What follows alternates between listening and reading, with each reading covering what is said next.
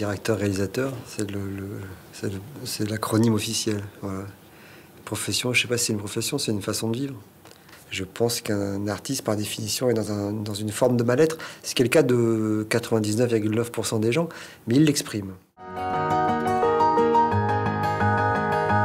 Il y a des films qui m'ont marqué parce que je trouvais que les gens racontaient élégamment et de façon distrayante des choses qui me touchaient. Et parmi eux, il y avait les frères Cohen, il y avait Terry Gilliam. Brésil, c'était un choc énorme. J'écris parce que je sais que toute cette cuisine, elle ressortira de toute façon. C'est même pas la peine que je me dise, mais est-ce que ça fait pas référence à tel ou tel film? Peut-être.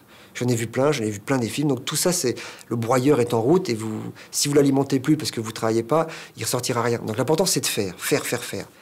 Alors souvent, la mise en scène, elle est, comment dire, expressive.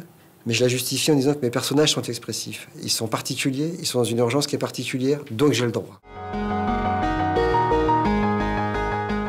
Pas faire un film où il ne se passe rien. Pour moi, un film, c'est une sorte d'état de crise. Je vais vous montrer un état de crise. Bon, comique, hein. Malgré tout, j'essaie de faire rire les gens. Il faut déjà que moi, je m'amuse.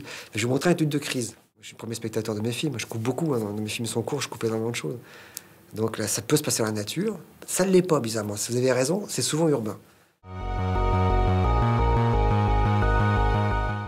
Les personnages que je prends sont toujours simples. Socialement, intellectuellement, c'est vrai. La façon dont les parcours que je leur fais faire ne sont pas simples. C'est vrai. Il y a une vraie frénésie. Je suis frénétique, moi. Je m'en cache pas. C'est une vraie différence avec l'hystérie.